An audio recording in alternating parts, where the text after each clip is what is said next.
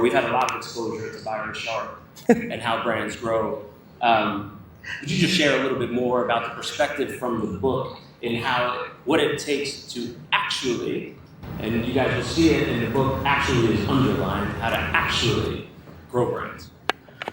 Well, look, if I give the greatest speech of my life in a forest and no one hears it, what did it actually do? I think writing in theory or philosophy is a great idea because there's truth to that. I mean, some of my favorite stuff to think about is that. But I think where we've lost our way is in execution. The way to actually get a brand to grow is to win on relevance at scale with as many consumer segmentations as humanly possible so that every person on earth buys your stuff that could conceivably buy your stuff. The only way to do that is first to get the media to actually be consumed. When you are buying potential reach, like this company does, at scale, versus actualized reach, you're already in a very vulnerable spot. I own one of the largest e-commerce wine businesses in the country. I know everything about everybody I'm marketing to. But when the creative doesn't convert, you still lose. The creative is the variable of this entire conversation. Even if you could target everybody everywhere, if I knew every single person that I was talking to and everything about you, it still doesn't mean I'm gonna convert you. Your partners that have all the leverage don't convert all the time too. But when I say that, here's what I mean. I mean that we all stink at marketing because it's hard.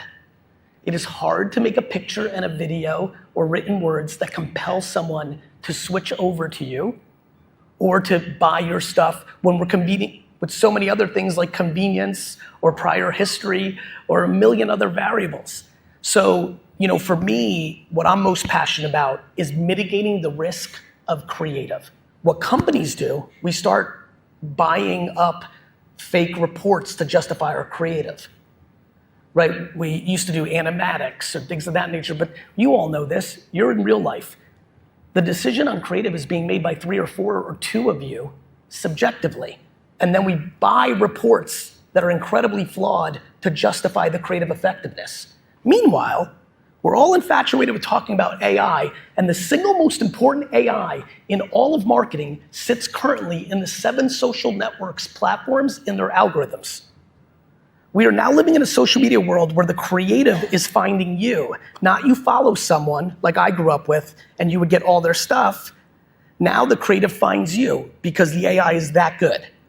All of creative testing in all of Fortune 500 marketing should be happening in native social media creative ads because those analytics and that data and that AI is disproportionately the most powerful. It's also in the platform that's gonna actually reach the consumer. You can get unlimited quant and qual information out of just being good at doing day-to-day advertising on social media. And not only is it disproportionately the best creative testing, but you're actually getting the testing by actually doing marketing.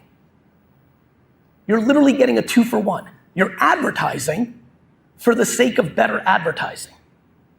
Yet we prefer to be corporate, and what we are doing, and the elephant in the industry, is that we take organic social media as something that's a nice to have matching luggage number 16 on our list of importance to our big campaign idea, when it is disproportionately the most important place of consumer attention and the mitigation of creative risk.